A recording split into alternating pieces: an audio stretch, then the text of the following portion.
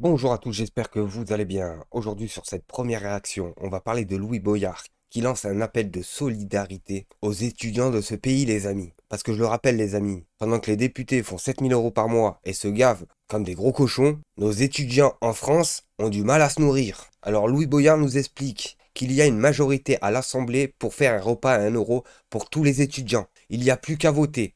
Nous lançons une pétition avec 500 000 signatures à l'Assemblée et obligés de voter. Si vous signez et partagez, nous gagnons les amis. Alors partagez la vidéo, c'est très important les amis. Et vous lancez aujourd'hui une pétition pour généraliser le repas à 1 € dans les restaurants universitaires pour tous les étudiants. Pourquoi est-ce que je veux lancer cette pétition? Tous les ans, à chaque fois, on a les nouvelles enquêtes qui nous montrent que la précarité étudiante empire.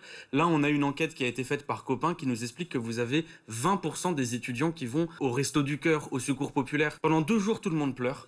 Et après, ensuite, on oublie tout. Tout le monde s'est habitué à la précarité étudiante, sauf les étudiants. Si jamais les étudiants se mobilisent pas eux-mêmes pour essayer de faire en sorte que les choses changent, rien ne changera. Donc là, ce que je veux, c'est que les étudiants fassent signer en masse cette pétition et qu'ils aillent attraper la veste des députés pour leur dire de signer. En France, on peut pas se résoudre à voir des centaines d'étudiants faire tous les soirs les queues à la distribution alimentaire. Un étudiant sur 2 a déjà sauté un repas, faute de moyens. Vous avez 20% des étudiants qui vont à la distribution alimentaire. Vous avez un étudiant sur 3 qui vit avec moins de 50 € par mois. Depuis le Covid, les étudiants, on n'en parle pas. Barnier n'en a pas parlé une fois dans son discours de politique générale. Le ministre de l'Enseignement supérieur n'en parle pas. L'inflation explose pour tout le monde. Mais pour les jeunes, c'est encore pire. Qu'est-ce qu'on leur dit quand on marque liberté, égalité, fraternité sur les universités, sur les écoles et qui peuvent même pas manger le soir? C'est pas normal qu'on oublie les étudiants. Alors maintenant, je veux qu'ils se mêlent de cette histoire. En fait, le problème, c'est que si on fait le repas à 1 €, c'est pas vrai de dire que ça va éradiquer la précarité étudiante parce qu'il y a le prix de l'énergie, parce qu'il y a le prix du logement. On va commencer par ça. D'abord, on ira réussir à avoir un vote à l'Assemblée nationale sur le repas à 1 €. Si ça dépasse les 100 000 signatures, on a un débat en commission à l'Assemblée nationale. Si ça dépasse les 500 000 signatures, on a un vote dans l'hémicycle.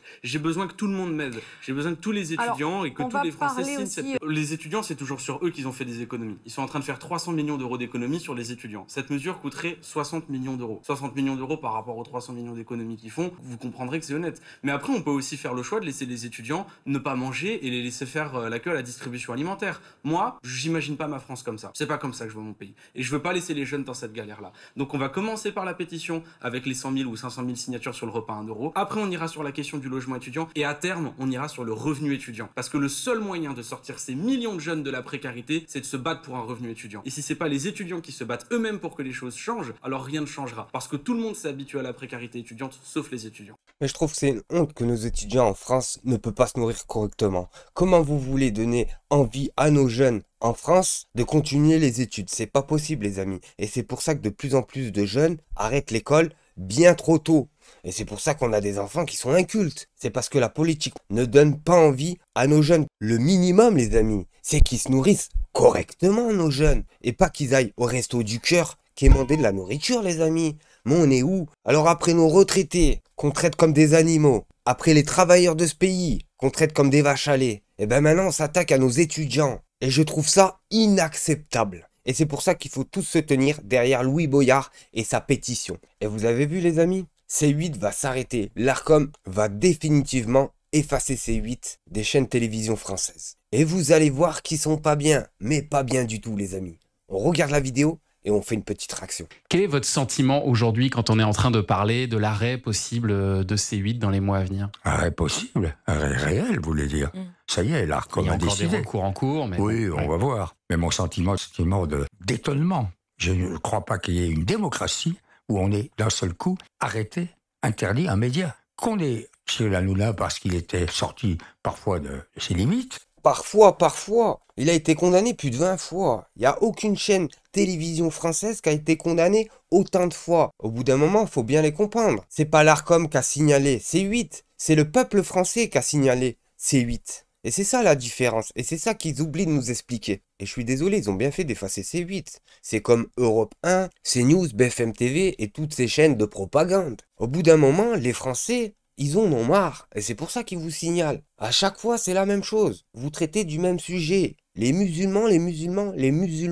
Comme si c'était une sous-espèce. Et d'ailleurs, il a payé les amendes. Ouais. C'est une chose. Mais mettre au chômage 300 personnes, Parce que C8, c'est 300 personnes.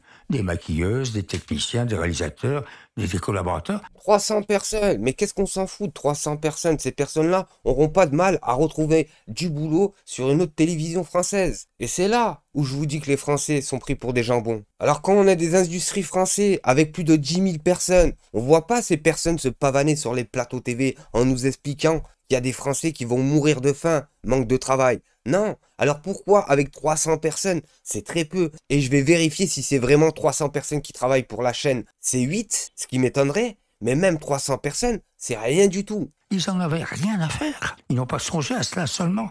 Donc moi, je suis étonné, stupéfié, et je trouve ça scandaleux. Et est-ce que vous pensez que votre émission peut retrouver une place sur une autre chaîne? Ben, je ne sais pas, j'espère. Mais je vis dans l'inquiétude. Moi, j'ai vécu ma vie, j'ai tout fait. Hein, donc, si ça devait s'arrêter, ça s'arrêterait, je ferais autre chose. Mais je suis inquiet pour tous ceux avec qui je travaille, toutes celles avec qui je travaille. Je croise des gens dans les couloirs de C8 en ce moment qui sont inquiets. Bien sûr. Que vais-je devenir? Qu'est-ce qu'on a fait? Pourquoi on nous sanctionne? Alors il nous fait croire qu'ils sont devenus humanistes. Ces personnes-là, je le rappelle, ont beaucoup d'entreprises, ont investi dans beaucoup d'entreprises en France. Alors pourquoi tout simplement tu les transfères pas dans une autre boîte à toi, tout simplement? Je vais vous répondre, parce qu'il s'en bat la cacahuète. Lui, ce qui compte, c'est le pognon. Pourquoi on nous prive de notre travail? Ils ont changé un instant à ça, les gens de l'Arcom.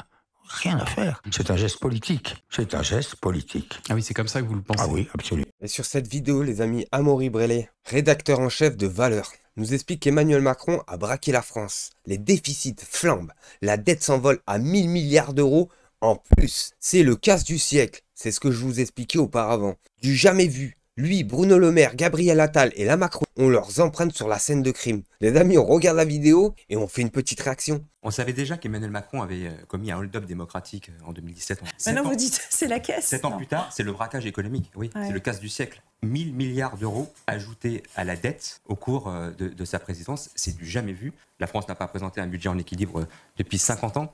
On n'a jamais vu un tel dérapage des finances publiques sous la présidence d'Emmanuel Macron. Alors, c'est en effet une succession d'objectifs totalement irréalistes, des prévisions bidons et visiblement un possible maquillage des comptes publics. Enfin, rendez-vous compte qu'on va payer cette année plus de 50 milliards de charges de la dette, c'est-à-dire les dépenses pour rembourser les seuls intérêts de la dette. C'est 5 fois le budget du ministère de la Justice qu'on veut aujourd'hui rogner de 500 millions. Et je vous le dis les amis, si on continue avec la bande à Macron, la France, ça va devenir le tiers-monde. Hein. Bientôt, on fera tous les poubelles pour aller se nourrir. Et ce qui me fait bien rire les amis, c'est qu'en France, on nous fait montrer le problème comme si c'était à cause de l'immigration qu'on était endetté jusqu'au bout. Et là, les amis, ils veulent tellement la tête à la France insoumise et à Rima Hassan qui nous explique que Rima Hassan serait peut-être une espionne. Regardez ça, un ex-espion infiltré iranien suggère que Rima Hassan pourrait être un agent du solde des services renseignements de l'Iran. Il y a déjà 221 000 personnes qui ont vu ce message. Et vous allez voir que les moutons vont y croire. Et vous allez voir qu'il va y avoir une pétition pour essayer de dégager Rima Hassan de la France insoumise. Et vous allez voir que les députés de la France insoumise vont pas la lâcher. Parce qu'ils ont un honneur à garder, tout simplement les amis. Et avant de finir cette petite réaction les amis, j'ai 103 balles sur mon Tipeee. Je remercie à tous ceux qui ont participé à mon Tipeee, ça fait extrêmement plaisir. Mais c'est pas avec 103 € que je vais réussir à tenir le bateau les amis. Ça va être très très compliqué par la suite de continuer à faire 2 vidéos par jour si ça continue à cette allure-là. Encore si YouTube me briderait pas et me ralentirait pas. Je le répète les amis, je suis déjà à ma 3e chaîne YouTube. YouTube m'a déjà bloqué 2 chaînes. Et c'est pour ça que j'ai besoin de vous les amis. Ça fait déjà 2 ans que je galère sur YouTube pour faire monter le projet et essayer de vous envoyer des sujets assez croustillants. Mais c'est vrai que 2 vidéos par jour, faut savoir pour faire une vidéo, en moyenne, il me faut 3 heures à 3 heures et demie. Alors vous faites le calcul sur 2 vidéos par jour. Vous pensez bien qu'avec 103 €, je vais avoir du mal à remplir mon frigo. Sur ce les amis, merci de m'avoir suivi au prochain épisode. Merci à tous.